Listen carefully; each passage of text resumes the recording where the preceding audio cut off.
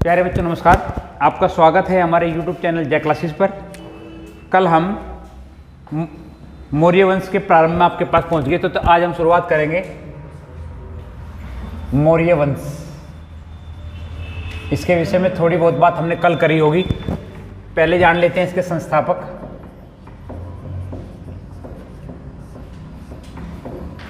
ये अगर इसका समय आप देखेंगे तो 323 ईस्वी पूर्व से 181 ईस्वी पूर्व तक रहा। अगर आप संस्थापक देखेंगे, संस्थापक थे चंद्रगुप्त मौर्य।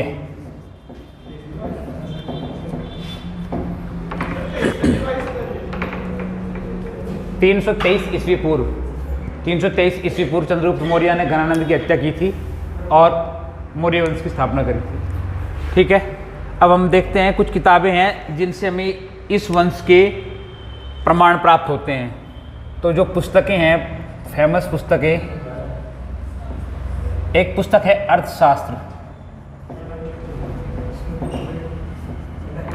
ये चाणक्य की पुस्तक है। ये पुस्तक जो है हमें मौर्य वंश के बारे में बताती है। उसके अलावा एक पुस्तक है इंडिका। ठीक है,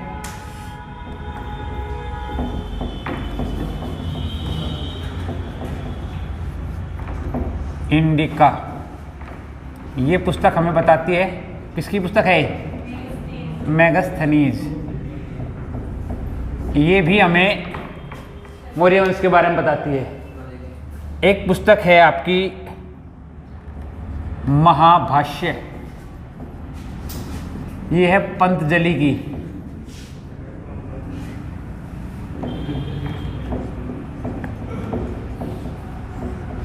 ये भी हमें मौर्य वंश के बारे में बताते हैं। और मौर्य वंश के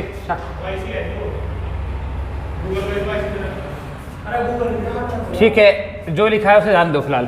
ठीक है, तो मैं क्या बात कर रहा था आपसे? मैं कह रहा था कि ये 3 पुस्तकें हैं जो मौर्य वंश के बारे में ठीक ठीक व्याख्या करती है। उसके अलावा बहुत से स्तंभ लेख हैं।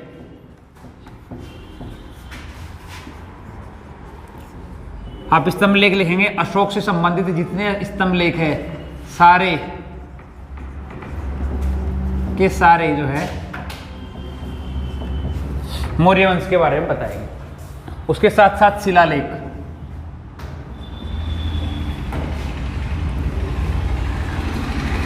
शिलालेख से भी आप, शिलाओं पर कुछ प्रशस्ति कुछ लिखवाया जाता था उस टाइम के शासकों के द्वारा। ठीक है, तो ये इनके द्वारा हमें मौर्य वंश के बारे में सही से जानकारी मिलती है। तो हम शुरू करते हैं चंद्रगुप्त मौर्य से ही। मैंने आपसे बताया कि चंद्रगुप्त मौर्य ने 323 ईस्वी पूर्व जो है धनानंद की हत्या करके मौर्य वंश की स्थापना कर दी थी। ठीक है, चंद्रगुप्त मौर्य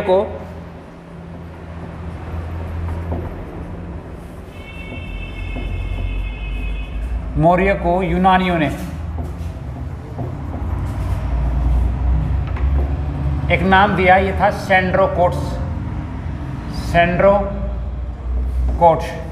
आपसे एग्जाम में पूछ सकता है कि सेंड्रोकोट्स किसको कहते हैं? तो सेंड्रोकोट्स जो है वो चंद्रगुप्त मौर्य को कहा गया। किस व्यक्ति ने कहा, ये पूछ सकता है। तो ये कहा विलियम जोन्स। विलियम जोन्स ने पढ़ा, असल में ये विलियम जोन्स ने पढ़ा है कि यूनानी जो है वो चंद्रगुप्त मौर्य को सेंड्रोकोट्स कहते थे। चंद्रगुप्त का दरबारी था एक प्लूटार्क। ये यूनानी भाषा में युद्ध का देवता कहा जाता है इसे।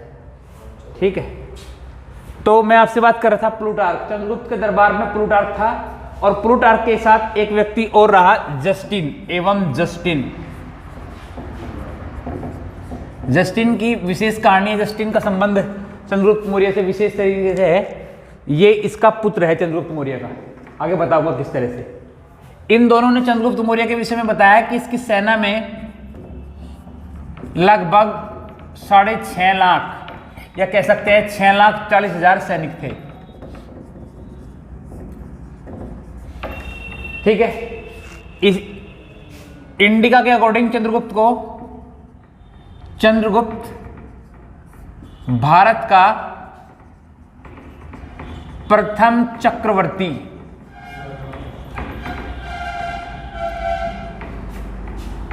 सम्राट बना?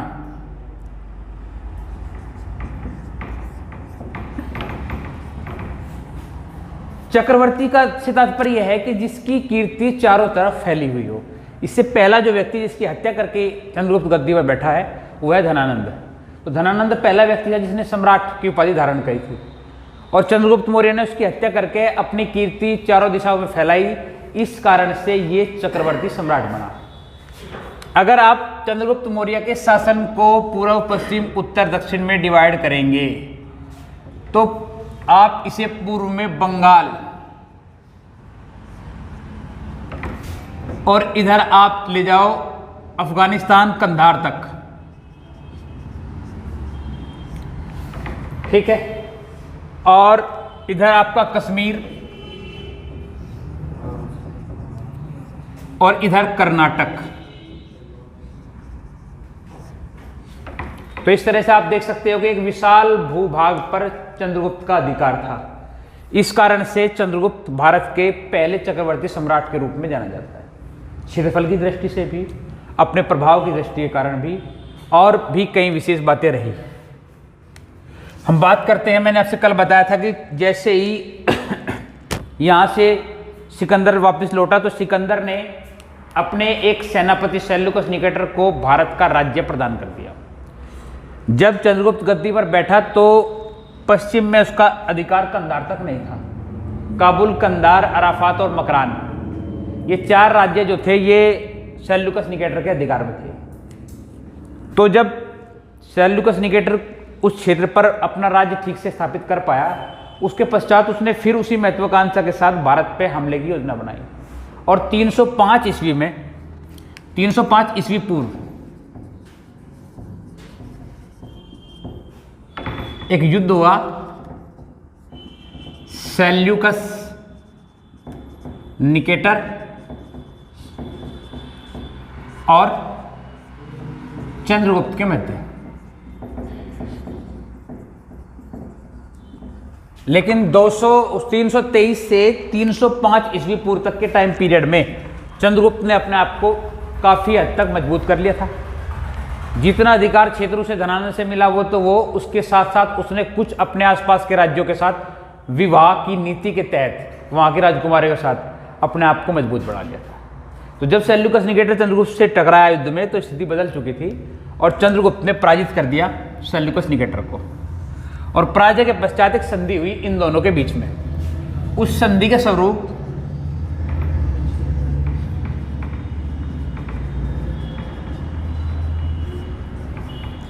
इसे चंद्रगुप्त को काबुल, कंधार,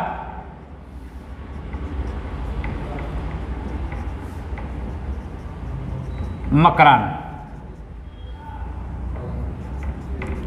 ये चार प्रांत जो है मिल गए और अधिक देश के स्वरूप, और साथ साथ अपनी पुत्री का विवाह करा सेल्यूकस निकेटर ने। पुत्री का नाम है कार्नेलिया। बहुत सारी किताबें इसे हेलेना भी कहती है, नो प्रॉब्लम, ठीक है। उसके साथ साथ एक दरबारी राजदूत मेगास्थनीज भी मिला भेंट स्वरूप, ठीक है। इसी आदमी ने बाद में मौर्य साम्राज्य की व्याख्या करते हुए पुस्तक लिखी इंडिका, जिसमें जितने समय वो भारत में रहा उसका उसने वर्णन किया है, ठीक है। तो ये सब कुछ एक सदी के तहत मिला। जब वो यहाँ से वापस लौटा तो उपहार स्वरूप 500 हाथी भेंट करे सेल्यूकस निकेटर को। चंद्रगुप्त मौर्य ने 500 हाथी भेंट करे, ठीक है। ये सारी प्रक्रिया जो है इस संधि के तहत हुई, और हुआ ये कि अधिकार क्षेत्र बढ़ गया चंद्रगुप्त मौर्य का। ये वो महिला है कार्नेल या हेलेना, जिससे उसे, ये जो मैंने लड़के का नाम लिखा है जस्टिन, ये अपने पिता के दरबार में ही दरबारी था, प्लूटार्क के साथ रहता था, और ये कार्नेलिया से प्राप्त पुत्र है चंद्रगुप्त मौर्य का, याद रखना, ठीक है। जो गद्दी पर पुत्र बैठेगा वो दूसरी पत्नी का पुत्र होगा, उस पत्नी का नाम है दुर्धरा। सर्फ कर दो बेटा, ठीक है।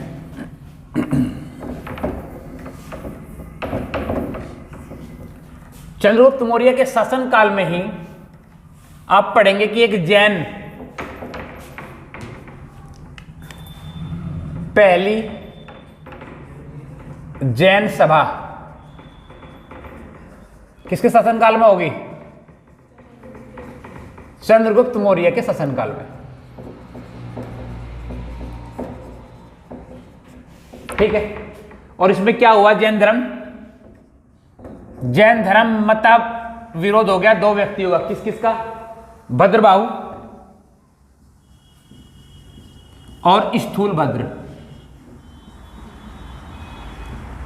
ठीक है। भद्रबाहु अपने शिष्यों को लेकर चले गए दक्षिण की ओर,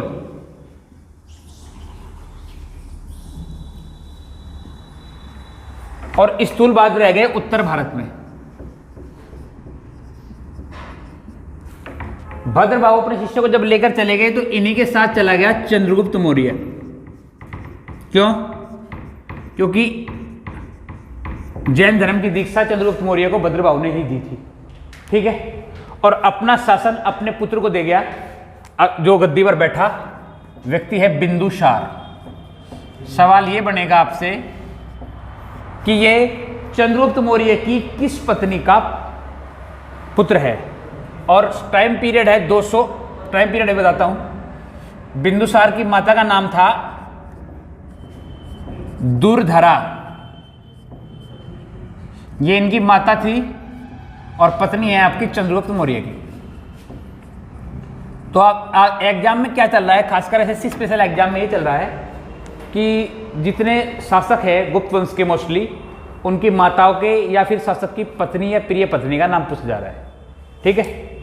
तो दुर्धरा से प्राप्त पुत्र है बिंदुसार, और बिंदुसार को गद्दी सौंपकर चंद्रगुप्त मौर्य चले गए भद्रबाहु के साथ दक्षिण में। और यहां श्रवण बेलगोला कर्नाटक में पड़ता है। कर्नाटक में श्रवण बेलगोला, यहां गोमतेश्वर की 108 फीट ऊंची मूर्ति है। यहां पर इन्होंने चंद्रगुप्त मौर्य ने सल्लेखना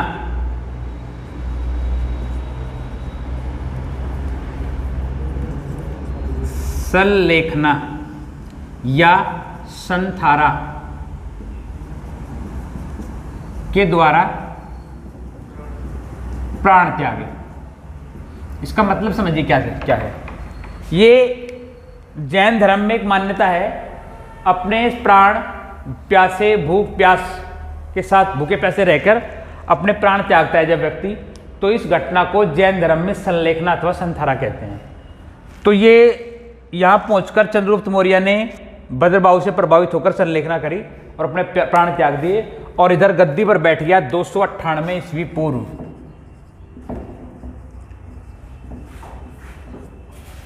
बिंदुसार, ठीक है। बिंदुसार को अमित्रघात की संज्ञा या नाम दिया गया। बात समझिए, कुछ यूनानी ग्रंथ है, कुछ यूनानी लेखक है जिन्होंने इसे अमित्र चेट कहा, ठीक है, जिसका भारतीय भाषाओं में मतलब होता है अमित्रघात। अमित्रघात का सही शाब्दिक अर्थ है शत्रुनाशक, ठीक है। तो बिंदुसार गद्दी पर बैठा, अपने पिता की नीतियों का पालन करा और एक से अधिक विवाह इसलिए कर लिए ताकि साम्राज्य विस्तार हो सके और साम्राज्य को बल भी मिले। जिन राज्यों के राजकुमारी से विवाह करा, उन राज्यों के प्रभाव वे राज्य से प्रभावित रहे, और प्रभावित होकर उन राज्यों ने कभी इसके ऊपर हमला नहीं करा, ठीक है। तो ये चीजें बिंदुसार से जुड़ी रही। बिंदुसार को जो सिंहसेन, ये इसका एक नाम और है, इसे सिंहसेन जैन ग्रंथ कहते हैं। जैन ग्रंथ इसको सिंहसेन की संज्ञा देते हैं, ठीक है। और क्या, ये आजीवक संप्रदाय, याद रखिएगा, ये आजीवक संप्रदाय का अनुयायी था। ये भी ये भी एग्जाम में आपसे पूछा जाएगा कौन किस धर्म को मानने वाला था। ठीक है, इससे पहले अगर हम बात करें चंद्रगुप्त की, तो चंद्रगुप्त प्रारंभ में शैव धर्म को मानने वाला था। बाद में वो जैन धर्म को मानने वाला हुआ। बिंदुसार की कुल 16 पत्नियां थी, 16 पत्नी, और 101 पुत्र थे। ठीक है, जो इसकी प्रिय पत्नी थी, इसकी प्रिय पत्नी का नाम था सुभद्रांगी। प्रिय पत्नी थी, नाम था सुभद्रांगी। इसका एक नाम और है, इसी को धर्मा बोलते हैं। धर्मा या सुभद्रांगी एक ही महिला है जिसके 2 नाम हैं। इससे प्राप्त 2 पुत्र थे। एक पुत्र है अशोक, एक पिट अशोक।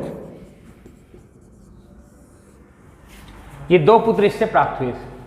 ठीक है, तो ये अशोक जो है आप देखेंगे कि भविष्य में यही भारत का चक्रवर्ती सम्राट बनेगा। आगे बढ़ जाओ, हम यहां से चंद्रगुप्त मौर्य का चैप्टर खत्म कर चुके, अब चल रहे हैं हम बिंदुसार के विषय में।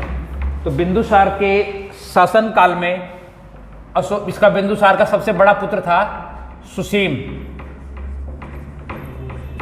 और सुसीम राज्यपाल था तक्षशिला का, एवं अशोक राज्यपाल था। अशोक कहाँ का राज्यपाल था भाई? अशोक के राज्यपाल से एक्सेप्टेड सवाल पूछ लेता है, अभी मुझे याद नहीं आ रहा कि अशोक उसके टाइम पीरियड में कहाँ का राज्यपाल था। ये आपसे एक्सेप्टेड सवाल पूछ सकता है उज्जैन का। अशोक जो था वो उज्जैन का राज्यपाल था। ठीक है, अशोक के विषय में बाद में जब बात करेंगे, पहले इन दोनों को। तो सुसीम के यहाँ राज्यपाल रहते हुए, यह कह सकते हैं कि बिंदुसार के शासनकाल में यहाँ एक विद्रोह हुआ तक्षशिला में, जिसे दबाने के लिए बिंदुसार ने पहले भेजा सुसीम को। सुसीम उसमें पूरी तरह विफल हुआ। बाद में उसी विद्रोह को दबाने के लिए भेजा गया किसको? अशोक को। ठीक है, आपसे एक सवाल और पूछ सकता है, आपसे पूछ सकता है कि ये जो विद्रोह हुआ है तक्षशिला का विद्रोह, ये किस व्यक्ति ने किया? तो तक्षशिला विद्रोह किया है कीचक ने। जिस व्यक्ति ने तक्षशिला विद्रोह को जन्म दिया था उसका नाम था कीचक, और दबाने का कार्य किया अशोक ने। अशोक का प्रभाव यहां से शासन व्यवस्था में जमना शुरू हो गया। ठीक है, 298 से 272 ईस्वी पूर्व, 272 ईस्वी पूर्व मृत्यु हुई किसकी? बिंदुसार की। और जैसे ही बिंदुसार की मृत्यु हुई, तुरंत ही उत्तराधिकार का युद्ध हुआ मौर्य वंश में। इसे कुछ किताबें उत्तराधिकार संघर्ष भी कहती है। ठीक है, तो उत्तराधिकार संघर्ष शुरू हो गया और उसके 101 पुत्र गद्दी प्राप्त करने के लिए एक दूसरे के विरुद्ध षड्यंत्र और हत्या करनी प्रारंभ कर दी। बहुत सारे जैन ग्रंथ ये कहते हैं कि अशोक ने अपने 99 भाइयों की हत्या कर दी थी गद्दी पर बैठने के लिए। जैन मत इस बात का समर्थन करते हैं। इसकी मदद उस समय चाणक्य के एक शिष्य ने की थी इस सारे काम करने के लिए। उसका नाम एग्जैक्टली शायद सुदास हो, एग्जैक्टली मुझे नाम याद नहीं, जिसने इसकी मदद करी थी। और गद्दी पर बैठ गया अशोक। लेकिन इस 272 से और इस उत्तराधिकार में गद्दी पर बैठने के बीच में 3 वर्ष का समय चला। यानी कि ये जो समस्या रही, ये 3 वर्ष तक दिक्कतें रही। और ठीक 3 वर्ष पश्चात, माने कब, 269 ईस्वी पूर्व गद्दी पर बैठा अशोक अपने 99 भाइयों की हत्या कर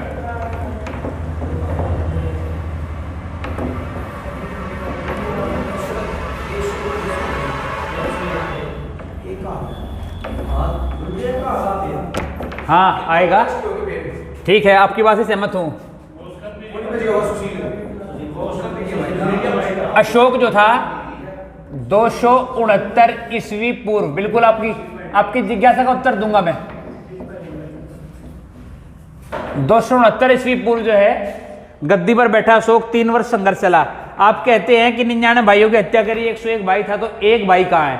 तो एक भाई था इसका प्रिय भाई, प्रिय मान लो, या फिर कह लो कि समर्थक। अशोक ने अपने एकमात्र जीवित भाई कौन, नाम है तिस, को अपने संरक्षण में सिंघल का शासक बनाया। ये है वो एक भाई जो आपके हिसाब से गायब था हिसाब में, आपने कहा कि एक तो फिर बचिया, तो वो सिंघल का शासक है। ये सिंघल जो है श्रीलंका है। तो ये जो तिस था, तिस ने अशोक का विरोध नहीं करा, अशोक के आवश्यकता अनुसार समर्थन करा। इस बात से खुश होकर अशोक ने इसको सिंघल का शासक बना दिया और इसे गद्दी प्रदान कर दी। ठीक है, अशोक जहां कहां का शासक, कहां का राज्यपाल था, तो अशोक ने उज्जैन की राजकुमारी, नाम है महादेवी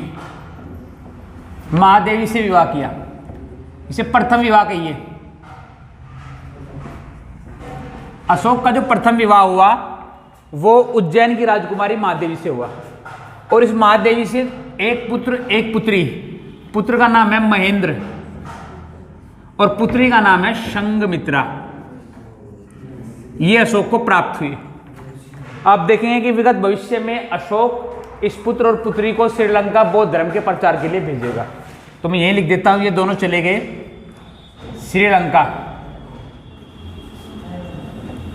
बौद्ध धर्म के प्रचार के लिए।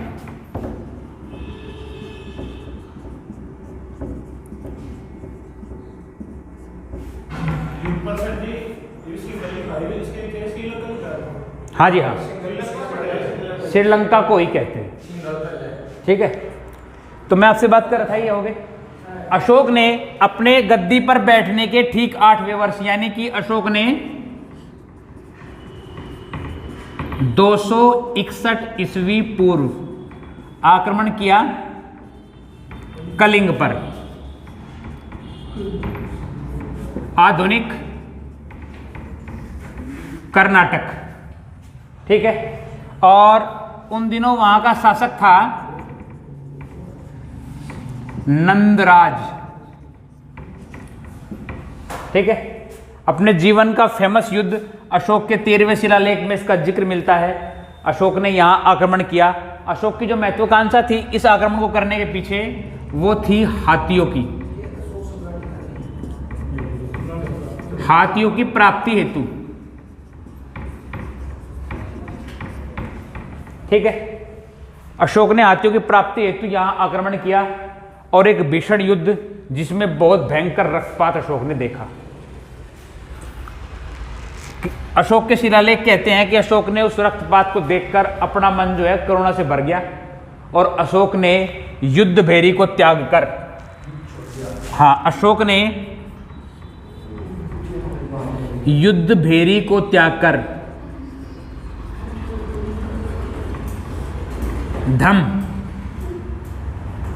धम्म को स्वीकार किया। धम्म को स्वीकार किया और बौद्ध धर्म स्वीकार कर लिया। ठीक है,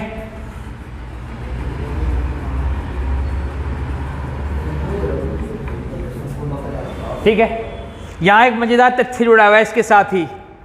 अशोक को बौद्ध धर्म की दीक्षा किसने दी थी? ठीक है, महाराज बता रहे कि अशोक ने जैन धर्म से अशोक का कोई लेना देना नहीं सर, अशोक का लेना देना है बौद्ध धर्म से। अशोक के बारे में भी काफी रोचक तथ्य ये है अगर आप अशोक के धर्म की बात करेंगे तो अशोक प्रारंभ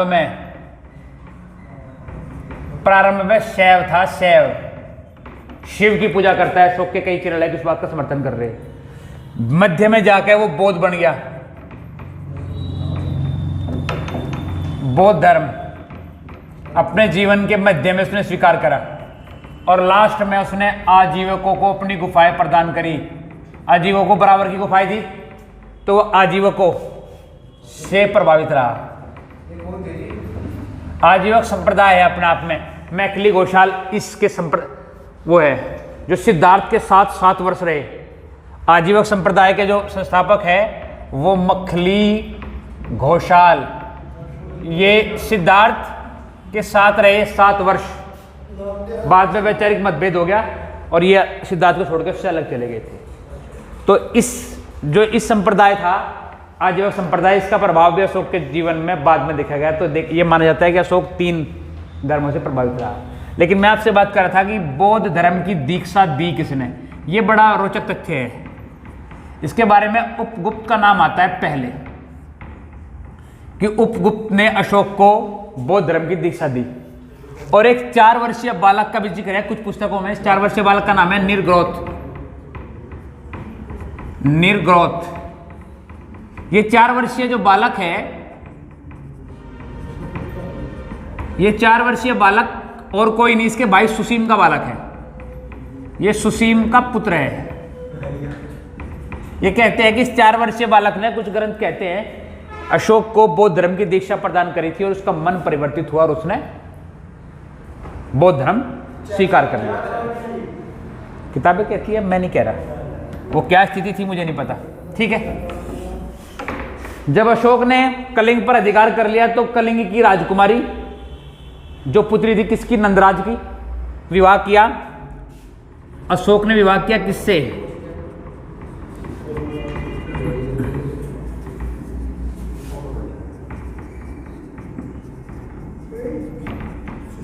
कलिंग की राजकुमारी का नाम है करुवाकी।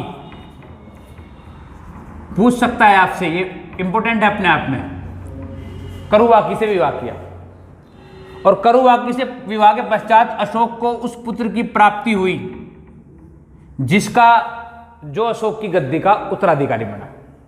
नाम इसका है, नाम मेरे दिमाग से फिर मिस हो गया। अशोक के पुत्र जो करुवाकी से प्राप्त हुआ है उसका नाम कुणाल।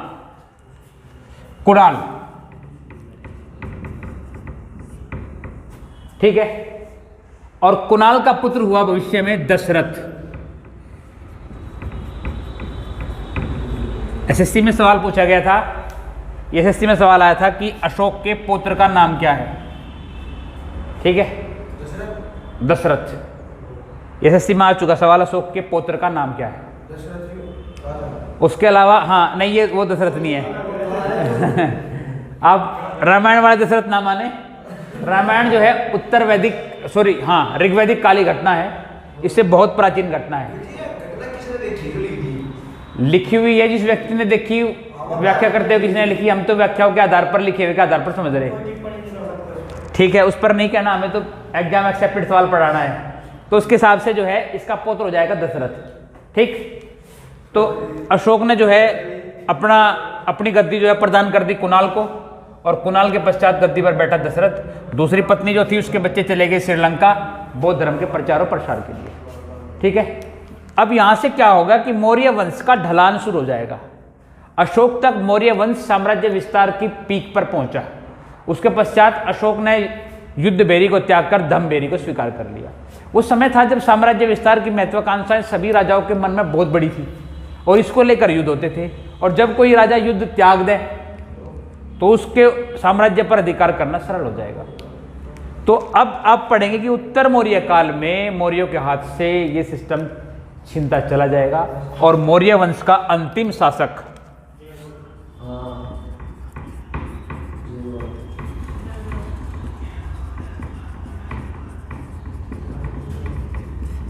हुआ बृहदत्त। कल हम पढ़ेंगे उत्तर मौर्य काल के विषय में। ठीक है, यहां तक मुझे लग रहा किसी को कोई डाउट नहीं है। यहां एक चीज और, अशोक के स्तंभ और अशोक के शिलालेख। यहाँ एक एक्सेप्टेड सवाल है कि अशोक का कौन सा शिलालेख कह रहा। तो अशोक के दो स्तंभ लेख है, एक गुर्जरा और एक मास्की।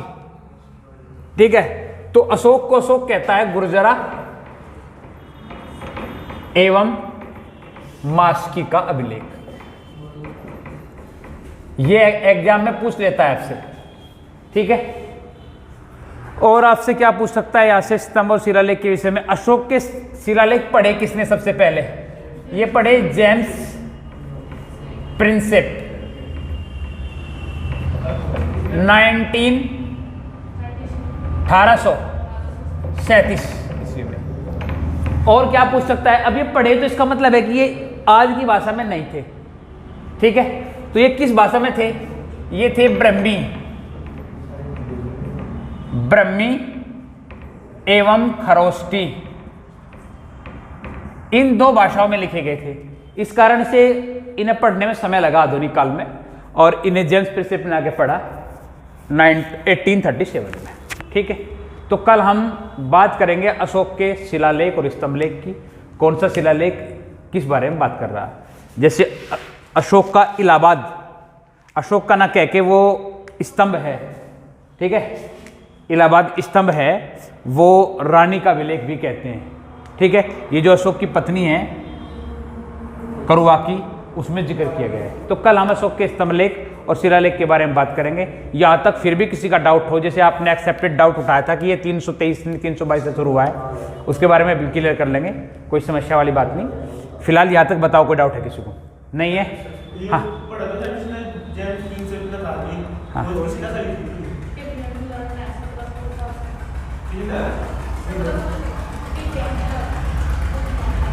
पेंथलर था, पेंथलर। हाँ, ठीक है। और बताओ, और कोई डाउट नहीं? उसका डाउट है तो पूछने दो। ठीक है, कोई डाउट नहीं, मान के चलो, ठीक समझ में आया? ठीक है, चलो इसके आपने वीडियो यहाँ तक देखी उसके लिए बहुत बहुत धन्यवाद। Thank you very much.